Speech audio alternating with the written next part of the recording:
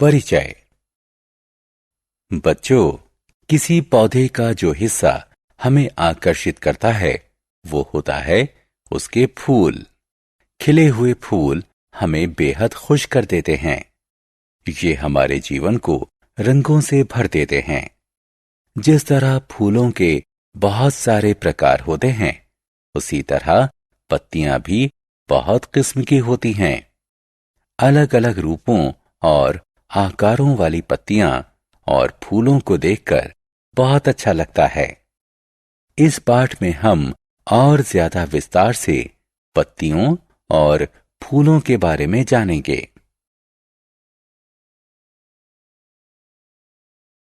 उद्देश्य। इस पाठ के अंत में आप निम्न करने में सक्षम हो जाएंगे। किसी पत्ती की संरचना को समझना, वाष्पोत्सर्जन की व्याख्या करना, प्रकाश संश्लेषण की व्याख्या करना, किसी फूल की संरचना को समझना। किसी पत्ती की संरचना।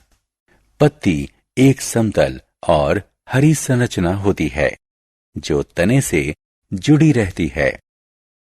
जिस अंग के जरिए पत्ती तने से जुड़ी होती है उसे पैटियोले या वृंत कहते हैं। पत्ती के पतले, समतल और चौड़े हिस्से को लैमिना यानी पटल कहते हैं। पटल हरे रंग का होता है।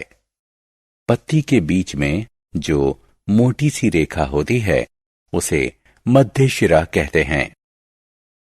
मध्य शिरा से जो पतली पतली रेखाएं बाहर की ओर जा रही होती हैं उन्हें शिराएं कहते हैं। किसी पत्ती पर शिराओं का जो क्रम होता है उसे शिरा विन्यास कहते हैं। जब ये शिराएं मध्य शिरा से बाहर की ओर निकल रही होती हैं तो इस शिरा विन्यास को जालिका रूपी शिरा विन्यास कहते हैं। जब शिराएं एक दूसरे के समानांतर होती हैं तो शिरा विन्यास को समानांतर शिरा विन्यास कहते हैं। इस तरह का शिरा विन्यास आमतौर पर घास की पत्ती में मिलता है। वाष्पोत्सर्जन। पत्ती का महत्वपूर्ण काम होता है गर्मियों में पौधे को ठंडा रखना। ये काम वाष्पोत्सर्जन के जरिए होता है। वाष्पोत्सर्जन वह प्रक्रिया है जिसके जरिए पानी के कण किसी पौधे की पत्तियों और तने से भाप के रूप में वायुमंडल में पहुंचते हैं। पत्तियों के निचले हिस्से में स्टोमेटा नामक छोटे छिद्र होते हैं जो वाष्पोत्सर्जन की प्रक्रिया को आसान बनाते हैं। प्रकाश संश्लेषण। जानवरों और इंसानों की तरह पौधों को भी जिंदा रहने के लिए आहार की जरूरत होती है, लेकिन जानवरों और इंसानों के विपरीत पौधे प्रकाश संश्लेषण के जरिए खुद अपना आहार बना सकते हैं। यह प्रक्रिया पौधे की पत्तियों में होती है। इस प्रक्रिया में किसी पौधे की पत्तियां धूप से ऊर्जा लेकर हवा में मौजूद कार्बन डाइऑक्साइड को और मिट्टी से लिए गए पानी को ग्लूकोज में बदलती हैं। पत्तियां इस तरह जो आहार बनाती हैं उसे फिर पौधे के अलग अलग हिस्सों में भेज दिया जाता है। क्लोरोप्लास्ट और क्लोरोफिल।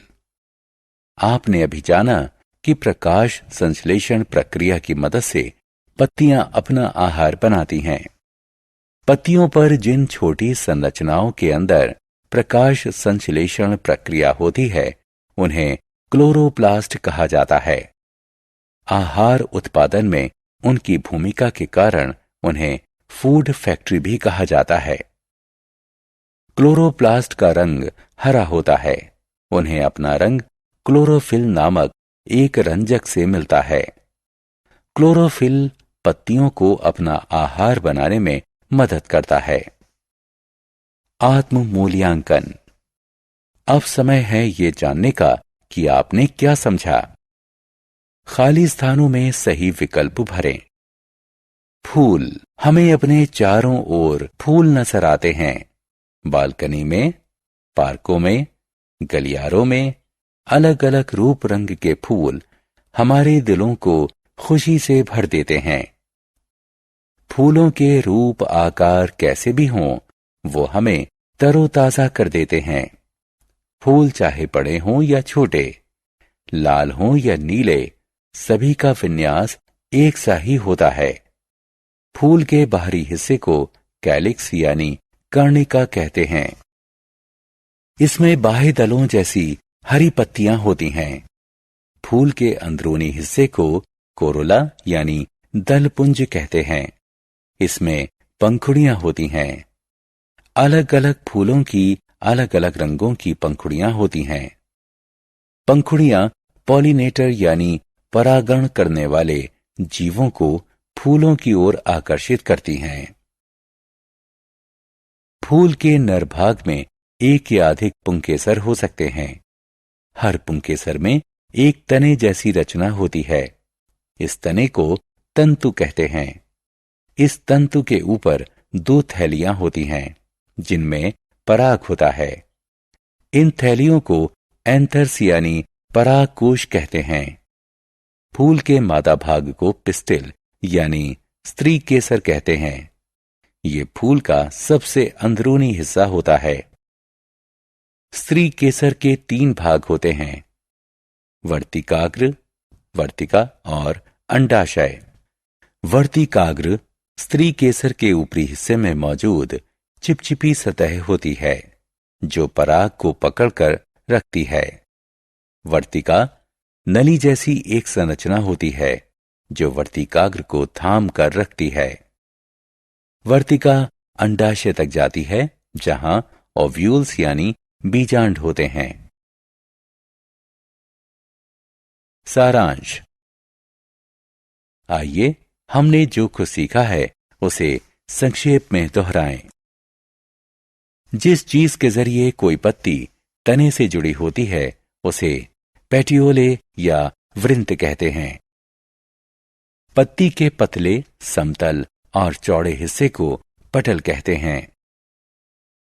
प्रकाश संश्लेषण वह प्रक्रिया है जिसके जरिए किसी पौधे की पत्तियां धूप से ऊर्जा लेकर हवा में मौजूद कार्बन डाइऑक्साइड को और मिट्टी से लिए गए पानी को ग्लूकोज में बदलती हैं। ट्रांसपायरेशन यानी वाष्पोत्सर्जन वह प्रक्रिया है जिसमें पानी के कण किसी पौधे की पत्तियों और तने से भाप बनकर उड़ते हैं और वायुमंडल में पहुंचते हैं। फूल के बाहरी हिस्से को कैलिक्स या कर्णिका कहते हैं। फूल के भीतरी हिस्से को कोरोला यानी दलपुंज कहते हैं।